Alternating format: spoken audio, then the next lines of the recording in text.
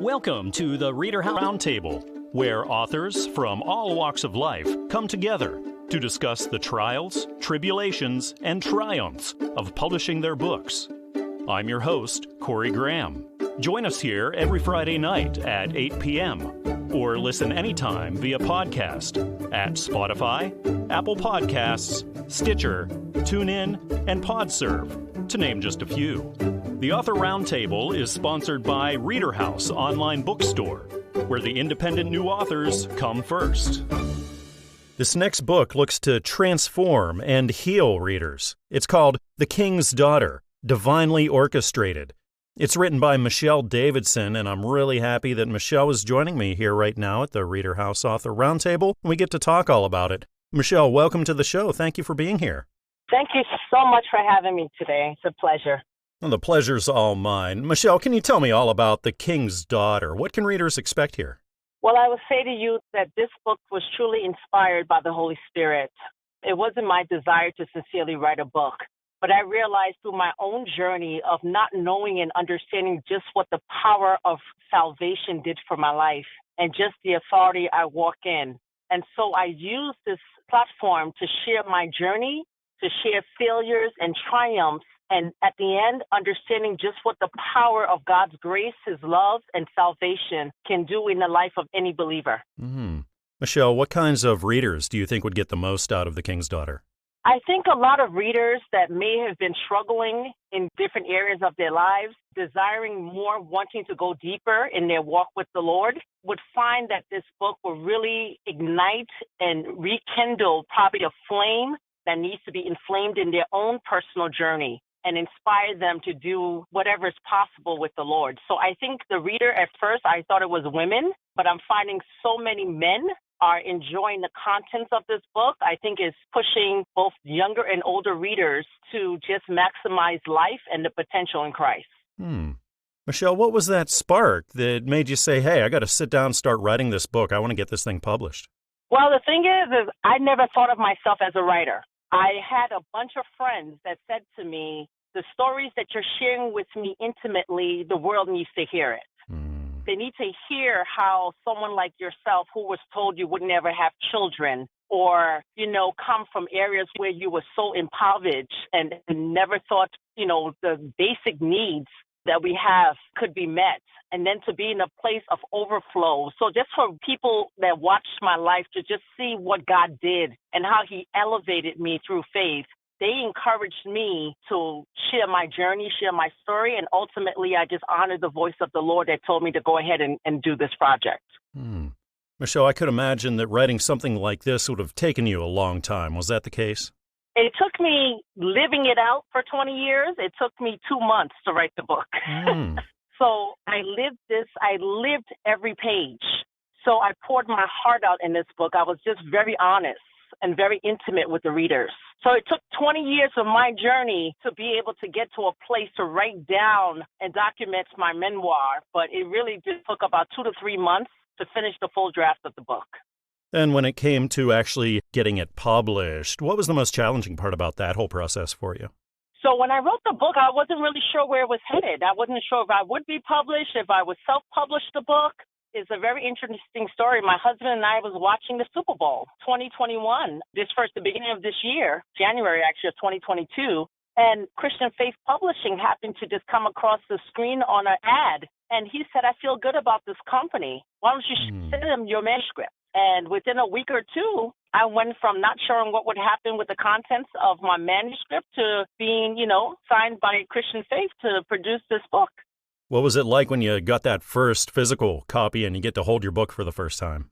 Coming from where I come from all I've been through, it was just really overwhelming to see what God was able to do in my life and what He could do with obedience. Because when it comes down to it, if I didn't obey and answer the call to write the book and to do the project, the moment I held the book would never have been reality.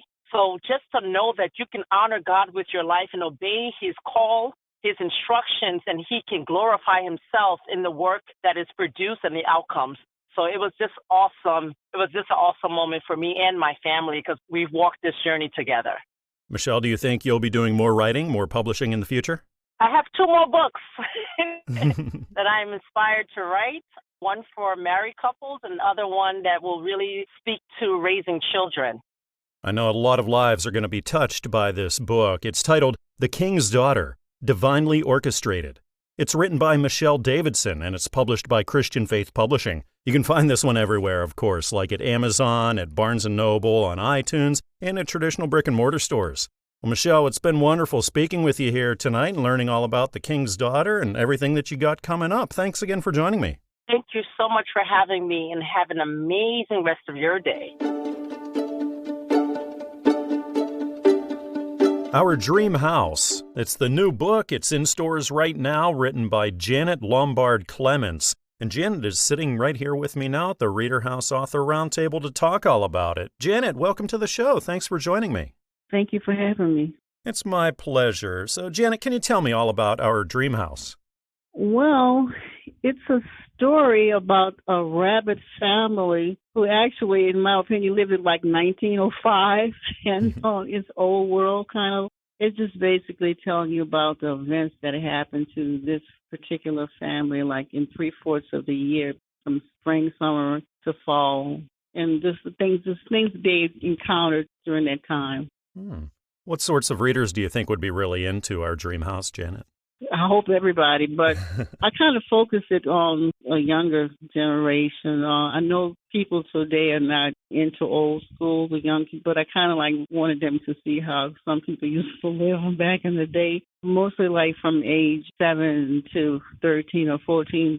From what I understand, some people say anybody they could read it because they may remember some of the things in the past and relate to it, and just might enjoy reading it. So it's just a light story, nothing heavy, Janet, how did this book come about? How'd you get the idea to write it? Well, actually, I was living in Hildesheim, Germany at the time. I was staying on an army base with my son and his family, and I spent a lot of time in my room. And then when I wasn't in my room, I would spend time in the library over there. And so I would bring all my papers with me. And when I just didn't have anything to do, I would just sit down. And it's like I was drawn to a table to sit and write. And then I just picked up a pen and paper and just started writing. I don't even know where the idea just came flowing, like from the grace of the Holy Spirit. It just kept flowing out of me. And the more I wrote, the more I had to write. And every time I would set the pen down, I got right back up and had to go back to it because more ideas was just coming through my head and I couldn't stop them. But me, if I don't write things down right away, I will forget them. And sometimes in the middle of actually writing, more ideas were streaming through my head and I tried to hurry up and get through writing what I was already had started writing and then try to get to the new stuff, before I forget it. Wow. So is this a quick write then for you, Janet? Yeah, well, I mean, when I finally finished it, I went back on to writing other stories. I just couldn't stop writing. So it was me doing the writing, but it was the Holy Spirit writing through me. Is this the first time you've been published, Janet? Yes, it has been. It's the first time I submitted anything. Wow, congratulations. It's such a Thank huge you. deal to do that. So much time and work goes into writing a book and then getting it published. What was that moment like when you finally got that first hard copy in and you got to hold this thing you've been working on?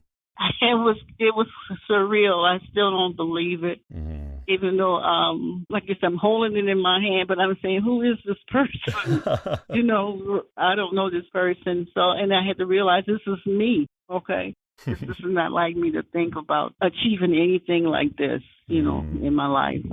So you said you were writing other stories. So you plan on publishing more now in the future? Well, yes. Hopefully, I've submitted something else. I know it's too early to hear back from them because I'm still, getting this book here promoted. But I did submit something, and hopefully, I'm crossing my fingers and praying, and hopefully, maybe the second one I submit will be accepted too. A lot of people listening to us right now, Janet, are authors who are just starting out. So, do you have any advice that you could give them? Write about what you know. Just write about what you know, and that's all I can say any more about that. And you have a passion to write, Janet. What is the most rewarding aspect to you about getting your word out there, being a published author now? Well, I kind of wish I could get feedback, from someone just to let me know how did they enjoy the story, how did they feel when they read it. I don't did you take anything away from reading it, but it's just enjoyment. If you had that, let me know some kind of way. If I hadn't heard too much about whether anybody liked it or not, so that's the only thing I'm concerned about. Does somebody actually like it and enjoy reading it? That's what I like to know. I think a lot of readers are really going to love this book. The title is Our Dream House. It's written by Janet Lombard Clements, and it's published by Christian Faith Publishing. You can get this everywhere, like at Amazon and Barnes & Noble and iTunes and traditional brick-and-mortar stores. Well, Janet, thanks again for coming on the show, telling me about Our Dream House. I had a really nice time talking with you. Thank you, Corey. I enjoyed speaking with you as well. This book is a thrilling sci-fi ride, and more. It's called Crystal Child, The Diamond Star Saga. The author is Carol Kauffman, and I'm really happy that Carol is joining me right now here on the show, and we get to chat all about it. Carol, welcome. Thank you for being here tonight. Well, thank you for having me. I'm so excited to talk about this. Well, I'm excited, too. This book sounds really exciting. Can you tell me all about Crystal Child? Well, yeah, it's a pretty long saga, but it is very exciting. It, as you said, is a sci-fi, and I would call it a sci-fi plus thriller. And it centers on a young girl from Minnesota whose rather ordinary life is suddenly totally shattered when she finds herself in a world that's so strange and so bizarre that she is certain she's got to be dreaming. But slowly, she learns the truth. She's been teleported to a star by a group of brilliant scientists. And on that star, they have found a prophecy claiming that Crystal alone needs to be responsible for saving humanity from complete annihilation. She knows this is a colossal mistake. She's only 13, for one thing. And the other thing, she's got attention deficit disorder. And as most kids with ADD, the harder she tries to think, the more her brain freezes. She just is thinking this has to be a cosmic joke. But as she tries to find answers, her adventures kind of take her from Earth to the Diamond Star to Cancri E, which is a planet about 40 light years away from Earth. And it's a real planet, actually. You can Google that. And this is where the robotic, terrifying thugs live. So that's all I'm going to say. I'm not going to give away the plot, but just say this is a complex saga which ultimately shows the power of compassion and teamwork and pure grit to overcome all obstacles. And with Crystal, it shows her you don't have to have superpowers to save the Earth. Sometimes just being who you are is enough. That's it in a nutshell. I love it. Wow, it sounds like quite a ride. Carol, where'd you get the idea for this? As with a lot of ideas, it just came very serendipitously. And I don't even remember what I was Googling way back. I think it was about 2015.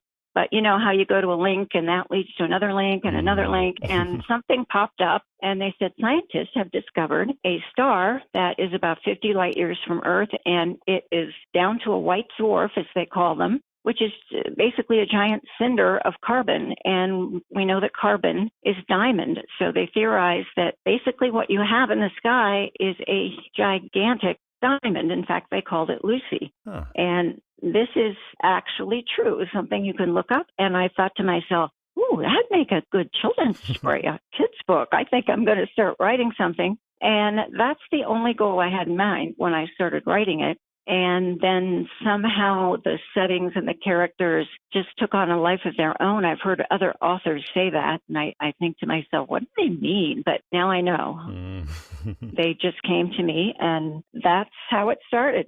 Was Crystal Child intended for younger readers then, would you say? Yeah, it was strange at first because Crystal is almost 13, and her birthday's in 5 days, and that's the big day that the world is either supposed to be saved or annihilated.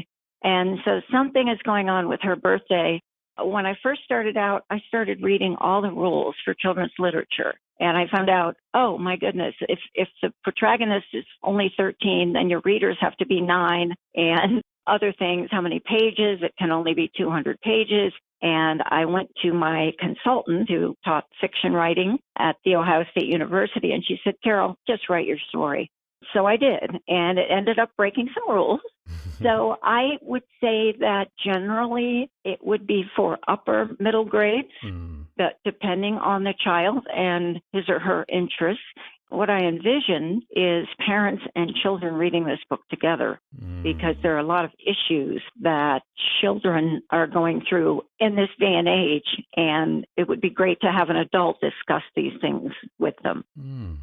I know a lot of readers are really going to love this book and ought to check it out. The title is Crystal Child, The Diamond Star Saga. This is written by Carol Kauffman, and it's published by Fulton Books. You can grab this one anywhere, like at Amazon and Barnes & Noble, iTunes, Google Play, and traditional brick-and-mortar stores. Well, Carol, thank you again for coming on the show and chatting with me about your work. I had a really nice time tonight. Okay, I really enjoyed it too. Thank you so much. I'm really delighted right now to be speaking with author Brenda Bell here at the ReaderHouse Author Roundtable. Brenda, thank you so much for joining me here today. Oh, thank you for having me. Well, it's my pleasure to have you. I'm really excited to see that you have a new book in stores now. It's titled, He Has Given Us the Kingdom, Authority in the Unseen Realm. Can you tell me all about the book? Well, this book is about the kingdom that Jesus came to set up and the authority that he gave us to function in it. It seems that most of what he taught was concerning the kingdom, and he told his disciples that he had come to give them the mysteries of the kingdom. And most of his teaching explains these mysteries.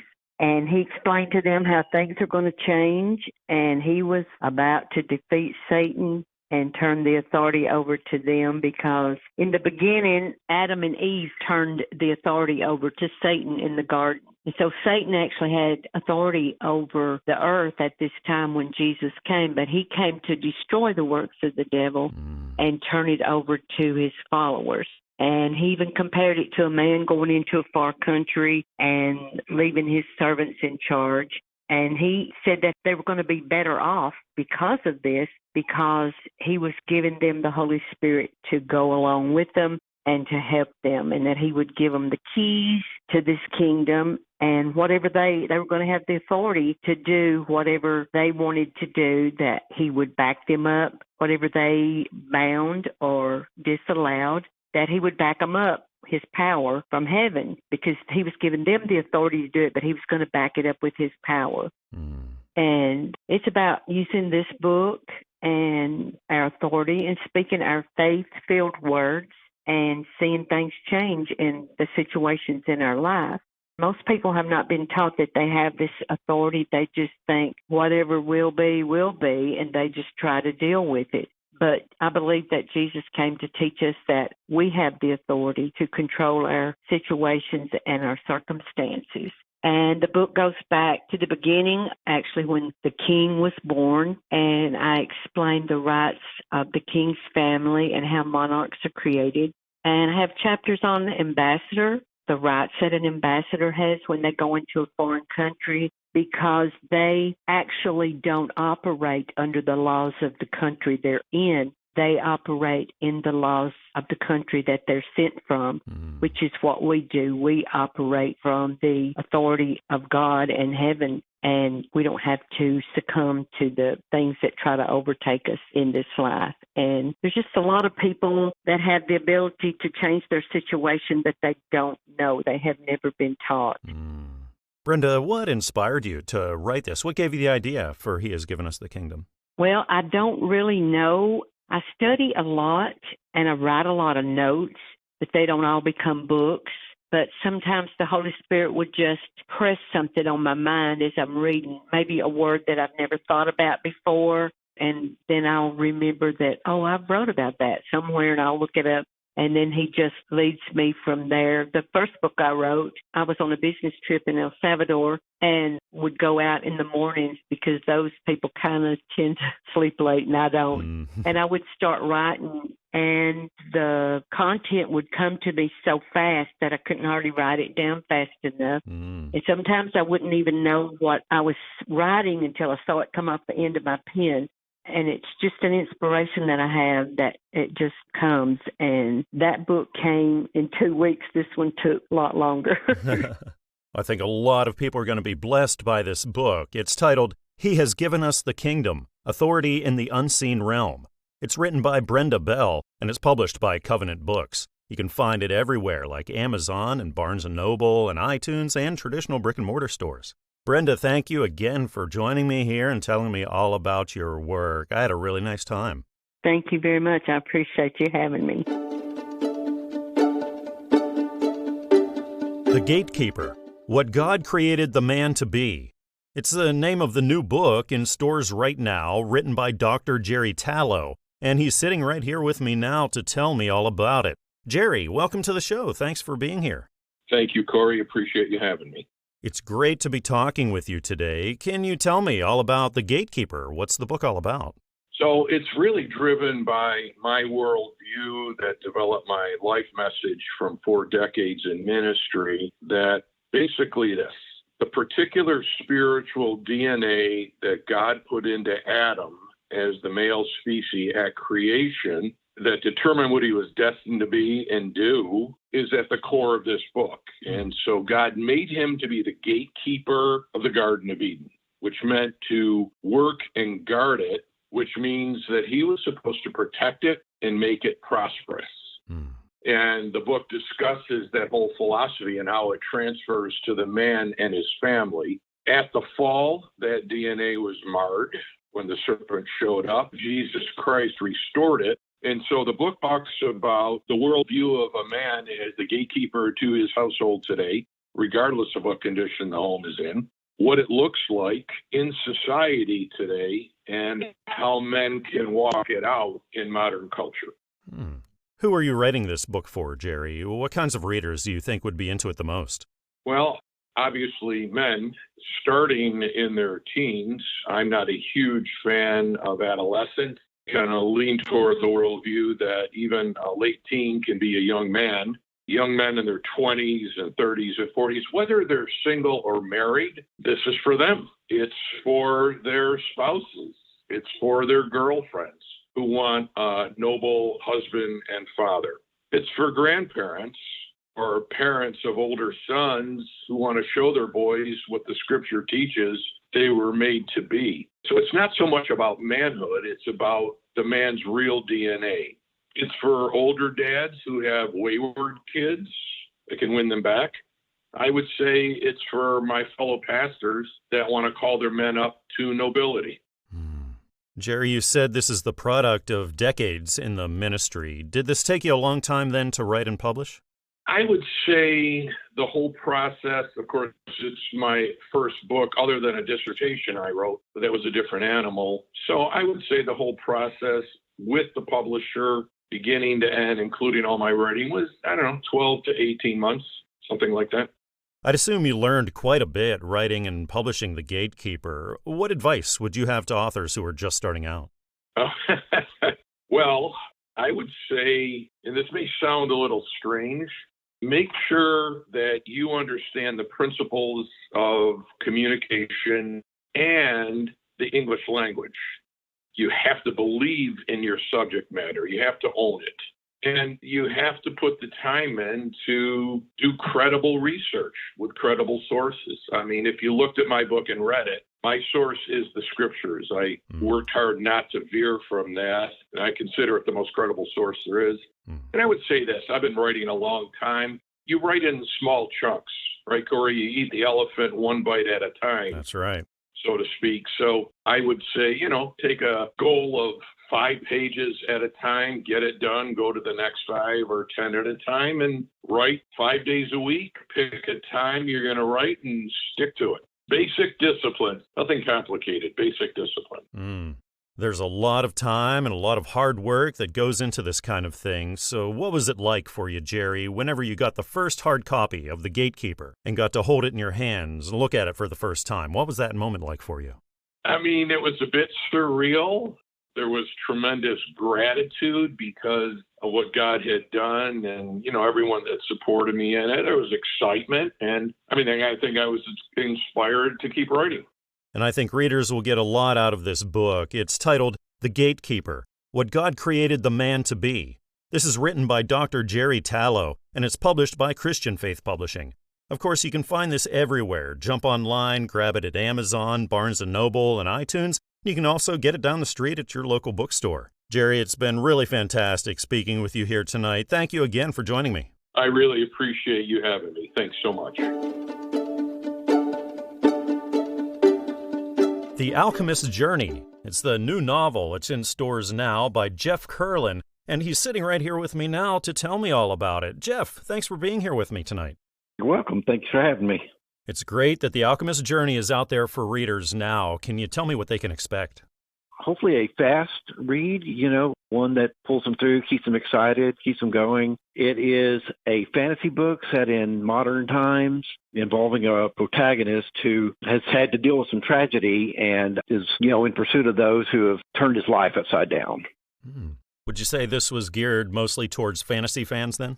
I would say so. I would say fans of like Jim Butcher's Dresden Files or other urban fantasy novels, I think, would enjoy this novel. And Jef, where did the idea for this story come from? It's actually characters that I kind of thought up over the years. For a long time, in response to reading a book or thinking of a movie, I would, in my own mind, think, what would I do? What kind of character would I create for this? Never with any idea of actually putting him in a book.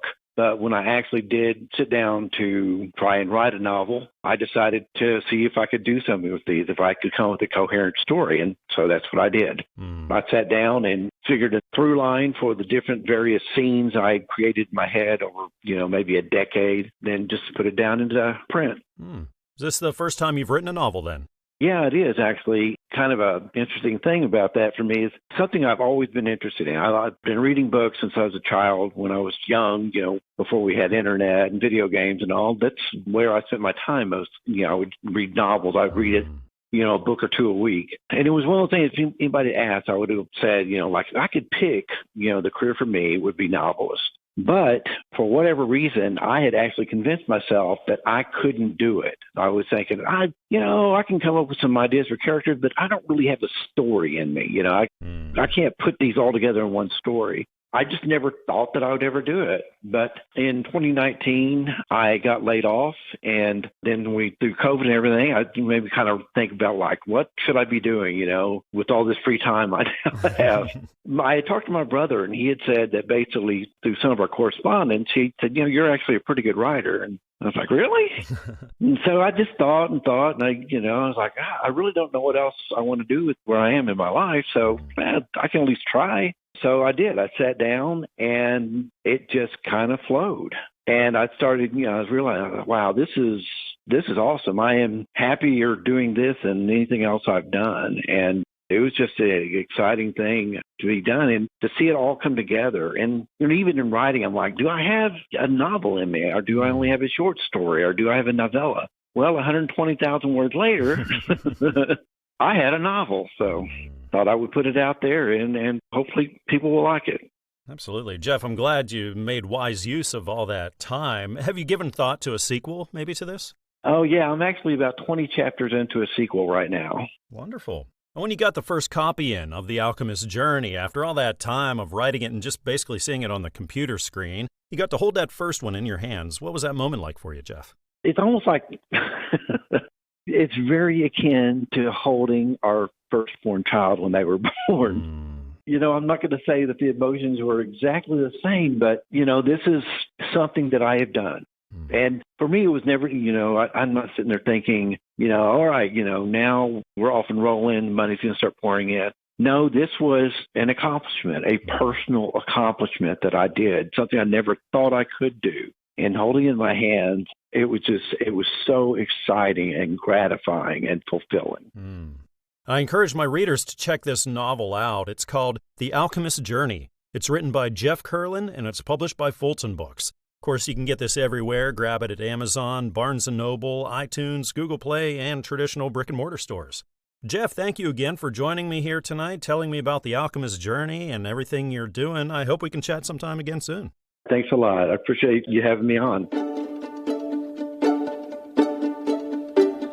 I'll admit I have a real soft spot for animals, especially man's best friend. So I'm excited to talk about this next book. It's called A Daily Dose of Joy. The author is Kas Mantz, and she's right here with me now to talk about it. Kas, thank you so much for joining me here tonight. Absolutely. My pleasure. It's my pleasure to be speaking with you. Can you tell me about A Daily Dose of Joy and what readers can expect here? Yes, it's a true story, and it's about a dog that was surrendered to rescue. She came in with a very badly deformed right foot and leg, and so she had to have an amputation of that joint.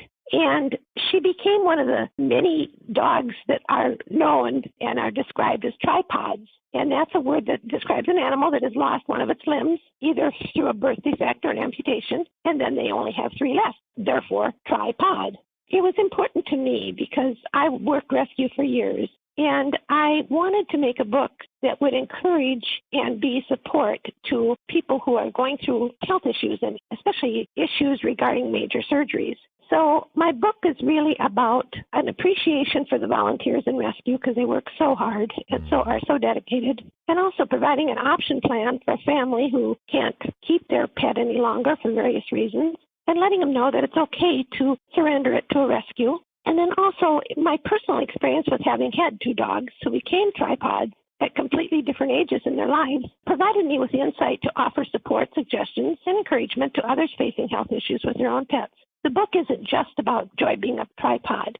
It's about the whole journey we took with her with other health issues that she had as well. It's really a short book.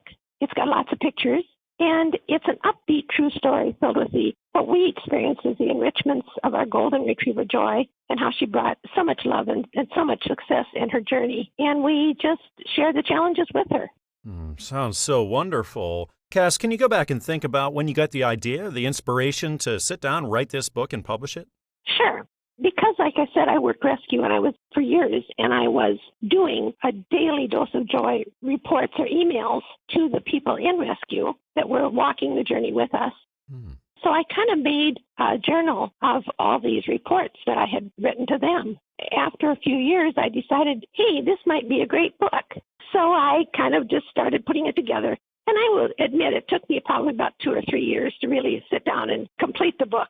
I'm just so pleased because I've had such wonderful experience with people that have read it, and the comments coming through to me, and the reviews that are on the Amazon and Barnes & Noble websites. It's just so encouraging. And, of course, now they want to know when the next book is going to come out. That was my next question. When is your next one coming out? I think we're going to wait a long while for that. I figure I started this book when I was probably 75 or 76 years old, and it's a lot to take on. I have a husband that's a stroke survivor, so I'm a sole caregiver for him. It was just a way of me being able to stay home with him and write the book and yet be where I needed to be and devoting my time to what I needed devoted to. Then, Kas, I can only imagine that moment when you got the first hard copy of A Daily Dose of Joy in, and you got to hold it in your hands, you got to look at it for the first time. What was that moment like for you? Didn't you hear me scream and yell and jump? I'm surprised if you didn't, because it took about a year to get it published. And I feel so strongly that I went to the right publisher, because Covenant is fantastic to work with. And I just really had all my questions and concerns addressed, and it turned out perfect. It just turned out perfect. And it was quite an experience when it arrived in the mail, believe me. And I also said to myself, Kas, you really did this. Well, this sure sounds like a wonderful book. I think a lot of people are going to love it. It's called A Daily Dose of Joy. It's written by Kas Mantz, and it's published by Covenant Books. Of course, you can snatch this one up everywhere: Amazon, Barnes & Noble, iTunes, and down the street at your local bookshop. Kas, thank you again for joining me here at the ReaderHouse Author Roundtable and telling me all about Joy and all about your work. I hope we can talk again sometime. I hope so too, Corey. It's been my pleasure, and I encourage anybody who is wondering about the book to even go into the websites of the places you mentioned, because they do allow you to have an introduction, read the introduction, and look through a few of the pictures. It's a great way to go, and you've got a book inside of you. You just need to get it written. Author K.R. Snoek returns to the ReaderHouse Author Roundtable to talk about her exciting second book. Karen, welcome back to the show. Thanks for joining me again. Thanks so much for having me back. Well, it's really exciting. Your new book is called Armed with God. It's the second in your series, so can you tell me about it? Absolutely. So Armed with God, following One with God, is basically a introduction to the archangels a little differently than what we've had out there. It kind of introduces them on a more personal note for people. personally, and I believe that this was given me to put out as a message that these angels are here for all of us to utilize their tools and apply them to our everyday life, knowing that they're there. These are a gift from God, that they help us to better our daily lives. That's why I called it Armed with God, because you're basically arming yourself with the most protective angelic beings that are available to us. Karen, who are you writing this book for? Hopefully everybody. I believe that I was given this information to write down, and I still go back and read it. It's very helpful for the soul. I think we're in a very hard time in life right now, and people need to start looking a little deeper within and just kind of healing their own selves as opposed to worrying about like the world as bad as it is. When we can learn to heal ourselves from the inside out, then the world is a lot more tolerable, and we know where we fit, how to make it a better place to live in the end. The first book, of course, you co-authored, and this one you authored all on your own. So what was that process like? Was it longer? Was it more difficult? Not really. I think I grew a whole lot as an author on the first book with the help of my friend Jimmy. I actually was more than happy to have him collaborate with me and do it with me again. And when I sent him the first draft, like he just basically didn't feel like that I needed him anymore. Between those two things, this one just felt a little easier, smoother. Yeah, I felt like I could do it on my own on this one. Okay. Karen, does that feeling ever get old whenever you get the first copy in, like you did the first book, and you get to hold it for the first time? It's still not old. It's still, I'm not very good at promoting myself, so I've got to learn how to get in little local stores and try and promote it a little bit better, and I'm working on that. But I love to give them away to people. I've given out so many and received very well, like very much positive feedback from people. I think that they help. I think that they just kind of are reminders of what we all have within ourselves that we kind of forget about because of daily lives. And I understand that a third book in the series is on the way. Yes, we just completed it. It's actually going to print right now. That should be out in another couple of months.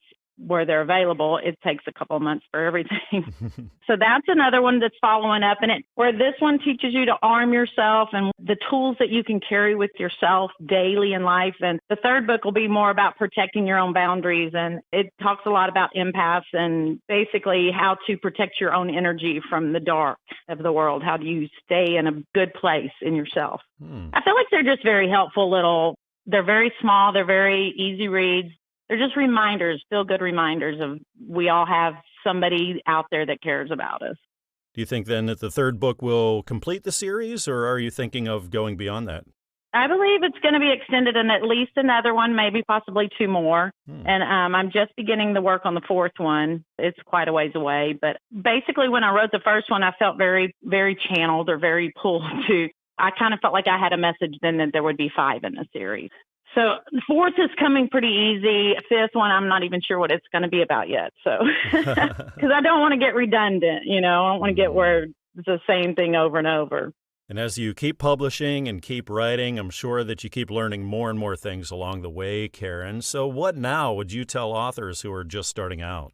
I would tell them there's no set way to do it. I believe that the most important step, if you want to write something, everybody has a story in them. They can be truthful, they can be fiction, they can be about science fiction, they can be anything. Everybody has something that kind of excites them on the inside. And if they can figure out how to start just making notes and organizing them in little sections where you can create your own little chapters or your own little sections of the book. But I think that the key is just start writing a journal that is in your head, anything that you're thinking. And as you continue to write, if you do that for 3 to 4 weeks, you will see a book form. That's great advice. Thank you. I know a lot of my listeners are going to love this book. It's titled Armed with God. It's written by K.R. Snoek, and it's published by Christian Faith Publishing. Of course, you can find this everywhere, like Amazon and Barnes & Noble and iTunes, and also at traditional brick-and-mortar stores. Well, Karen, it's been wonderful chatting with you here again. Thank you so much for telling me about the second in the series, and I hope we get to talk about the third. Absolutely. Always a pleasure, and I look forward to talking again. We all have a bad day sometimes, and the new book by Latiya Ortiz reminds readers that there are always better times ahead. The book's title is On a Good Day, and I'm talking with Latiya right now. Latiya, welcome to the show. Thank you for being here. Thank you so much. Can you tell me all about what readers can find in On a Good Day? On a Good Day is a good snuggle up with the family, snuggle up with a close friend, or if you're a veteran, you probably would love the sense of humor that I have for projecting this book out to everyone. It's a beautiful book about loving your family, loving someone, and having faith and trust in God to always be there for you. Latiya, what kinds of readers do you think would really be into this? The types of readers who would be interested in this are children and young readers who love adventures by reading books and trying to socialize with people and trying to get in touch with God. And when it comes to writing and publishing, is this the first time you've done something like this? Publishing-wise, yes. I always have a great storyline lying around somewhere, but publishing, this is my first publish, and it won't be the last. Well, that's fantastic. Is this going to be part of a series, do you think, or are you going to write some other kinds of books? Of course, I've got some more things that Prusian is getting into. Latiya, you said you love to write. So to you, what's the most rewarding aspect of it all, especially now that you're published? The most rewarding aspect of it all would be nurturing everyone in an adventure with their lives through education and loving God. Being this is your first published work, did it take you a long time to write and then put through all those publishing hoops? It did not. I have so much fun entirely writing that I just have things sitting around, and this just happened to be that one beautiful doll-like book in the window that your kid would love to me. So I just had to have this one. I had to have this one out. I knew I could do something with this one if I put it together. Latiya, it sounds like writing comes so easy for you. Do you ever get writer's block or anything like that? I do. It's not easy to sit down all day and write something, but I keep everything on my easel. I have a writer's easel even to hold my books up for me. I keep everything there if I'm having writer's block, and I always come back to it. Sometimes rereading things over and over helps with writer's block for me. I don't let it get the best of me at all. That's great. A lot of our listeners right now are authors who are just starting out on this whole thing. So, Latiya, do you have any advice that you could offer them? Never give up with your intuitions on things. What you like matters to you. What you like will matter to everyone. Never give up on what you love and what you're enjoying, because it's going to make you happy. Latiya, when it comes to children's books, the illustrations are so important. Can you tell me how you went about that? I knew that I wanted her to have a fun, coily, kinky-looking look to her, like something that was standing out to me a great deal. And I put this streamer in her hair, and I wanted her to have ponytails. I wanted there to be a beautiful bluebird and some flowers. I wanted there to be a beautiful nail on Prusian, something that readers would really enjoy and get into and can relate to, even to bring it out to make it look a little bit more realistic. And Latiya, are you the kind of writer who tries to sit the same time every day, maybe at the same place and write? Or do you find yourself writing whenever you find the ideas are coming to you? Whenever ideas come to me, I sit and I put them together. That's the best time. I can jot down things as I go. It'll be a here and there thing. Maybe that's a good idea. I'll just write it down and leave it. But, normally it comes on a day where I'm just at my computer and frustrated with everything and I want to write my own stuff. That's when the wonders come into it, And I just put it all together with everything that I've been piecing together along the way. And it comes together so beautifully when it's like that. I know a lot of readers are going to love this book. It's titled On a Good Day. It's written by Latiya Ortiz, and it's published by Covenant Books. Of course, you can pick this up everywhere. Online, grab this at Amazon and Barnes & Noble and iTunes, and also traditional brick-and-mortar stores. Well, Latiya, it's been wonderful speaking with you here today. Thank you so much for telling me all about On a Good Day, and I hope we can chat again sometime. Oh, great. That would be so great. Thank you so much for the opportunity. It was wonderful. I'm happy to be sitting down with author Sammy Anson Pierce right now here at the ReaderHouse Author Roundtable. Sammy, thanks for being here with me tonight. Yeah, you're most welcome. It's my pleasure to be here.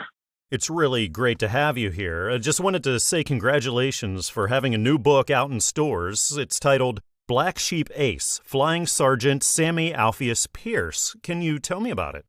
The subject is actually my father. I decided to write this book because he actually had a very interesting story. He was a young enlisted man, only about 19 years old when he first tried to get into pilot training. But at that time, he had to be 21 and had to have completed 3 semesters of college to become an officer. And of course, he was a couple of years underage, and he would apply to pilot training periodically. He thought that if he was obnoxious enough that they would let him in. So he happened to be a crew chief in Randolph when he found out that the Army Air Force was going to start allowing enlisted men to attend pilot training.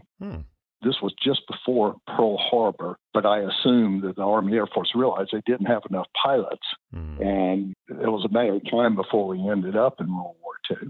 And while he was waiting to hear back on his application, he was transferred to Enid, Oklahoma. And when the Japanese bombed Pearl Harbor, he was having lunch with the sheriff of Enid. Very shortly after that, just a few weeks, he found out he was accepted to pilot training. He started as a private first class, but when he graduated, you were promoted to flying sergeant, which at the time was equivalent of a staff sergeant rank.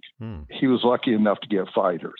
They could go to bombers, cargo aircraft, or fighters. When he finished fighter training, he was sent to the Pacific Theater, the Southwest Pacific, and was shipped out to Australia. And when he finally arrived in Australia with 7 other flying sergeants who had finished fighter training with him, the 49th Fighter Group was in New Guinea at the time, and that's the fighter group that all 7 of those flying sergeants were sent to.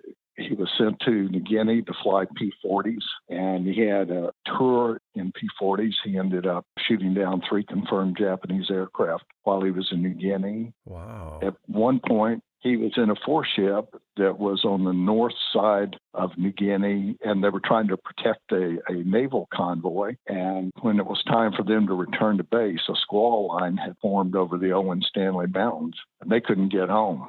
They couldn't get through the thunderstorms. So they knew they were going to run out of gas, and they were trying to figure out, what to do. And the Australian Army had created a beachhead called Scarlet Beach, and they tried to find it, but the weather moved down over the coast, down over the beaches, and 3 of the 4 bailed out, and the 4th man actually spotted Scarlet Beach through a sucker hole, and he was able to dive down and crash land on the beach. Wow. My dad landed 1/4 mile from the Japanese Army Division headquarters.